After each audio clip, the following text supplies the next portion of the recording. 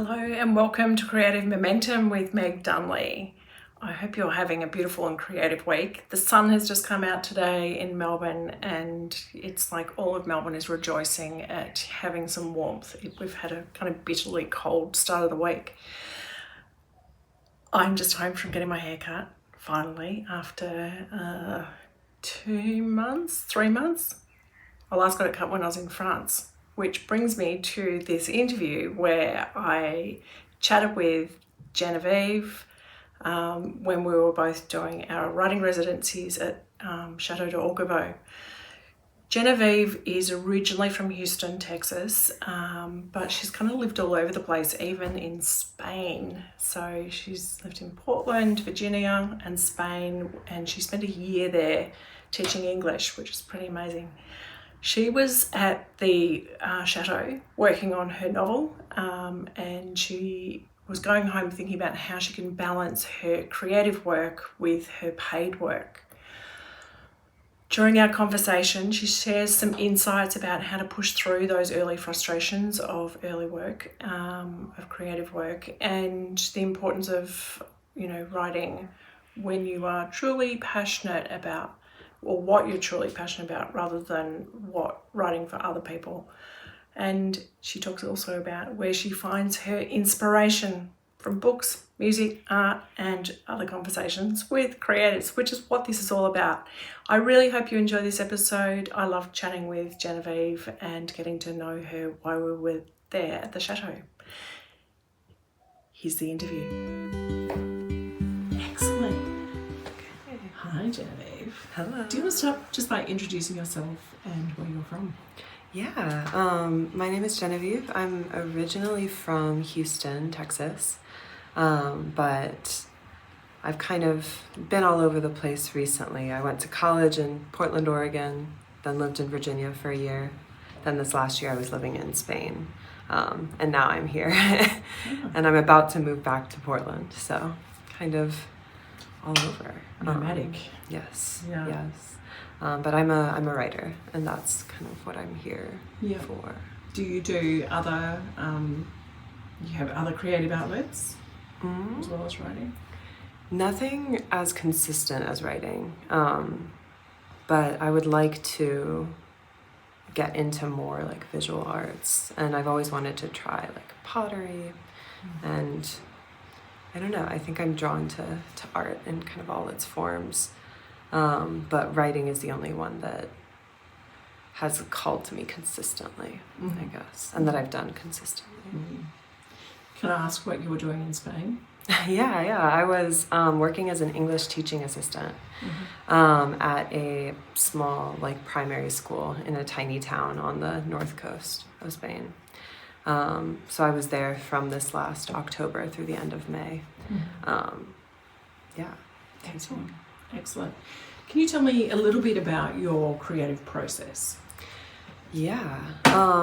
So I think for me, the ideas that I get for kind of stories and books come from a variety of different places, but it's usually from other creative things like music or movies or other books or a piece of art that I see that really kind of strikes me, and sometimes it'll be just one thing that I see and immediately I'm like, oh, and the story starts kind of building itself in my head.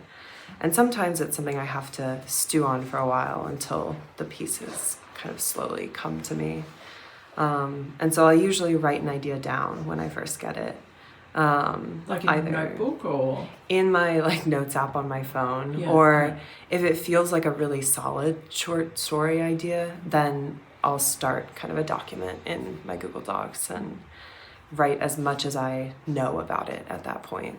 And then, I think it's a lot of waiting, a lot of thinking about it for me, a lot of letting it kind of build in the back of my mind until it feels like something that I can kind of fully grasp with words.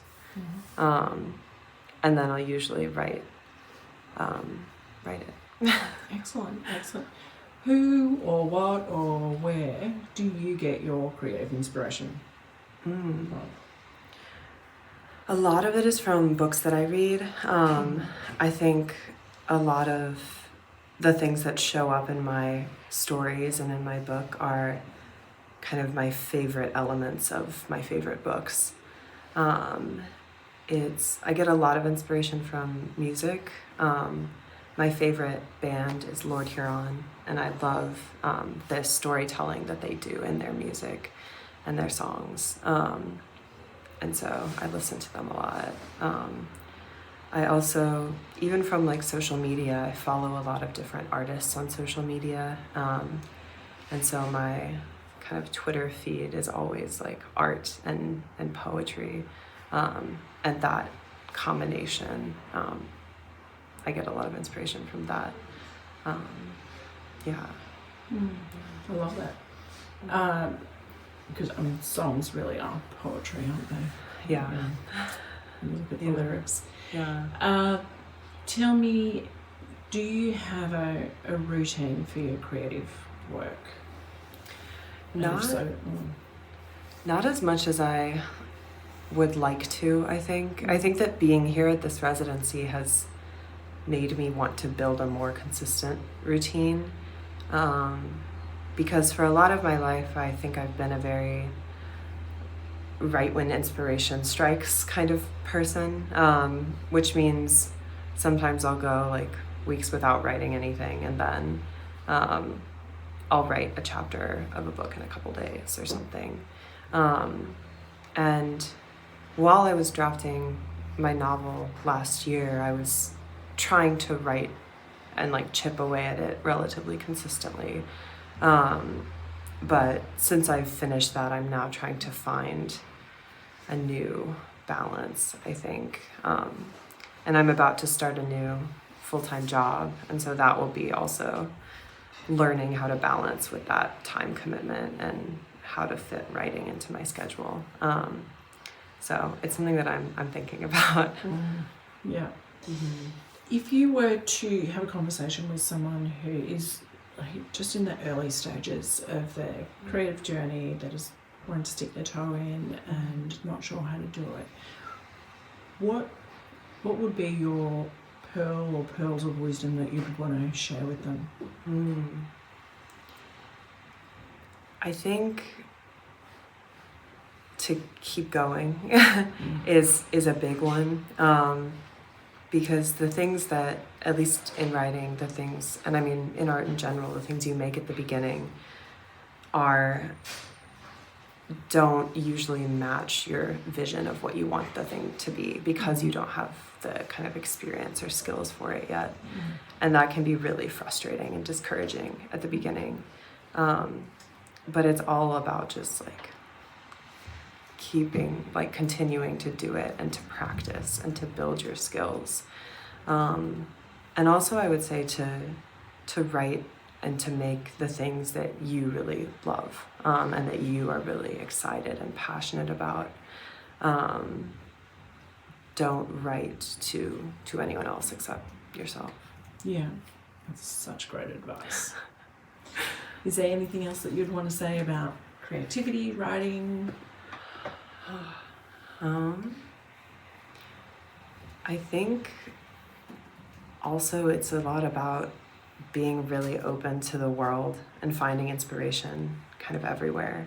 I mean, I love like going to museums, talking with people, talking with other like creative people, reading as much as I can. Like, I think inspiration and drive is kind of all around you, and try to take in as much as you can.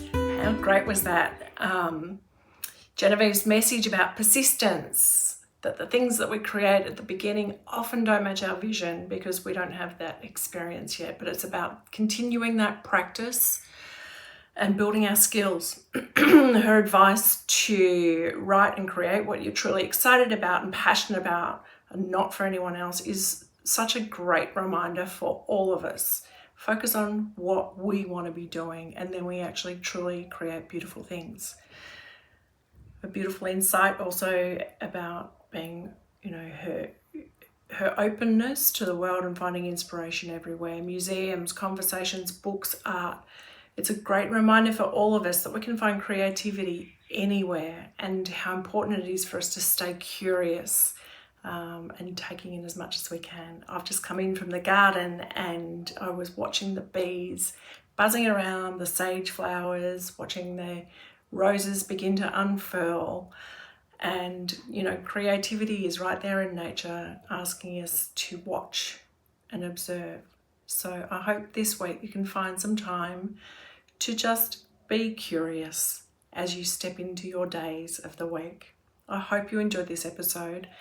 And if you want to find more about Genevieve and her work, you'll find the details in the show notes. And if you like this episode, as always, please do like, share, subscribe, push the buttons below. This helps creatives find more ways into their own creativity, and it also helps support other creatives. It's part of my whole mission is, to elevate, empower, and educate. I hope you enjoyed it. Until next time, keep building your own creative momentum. See you later.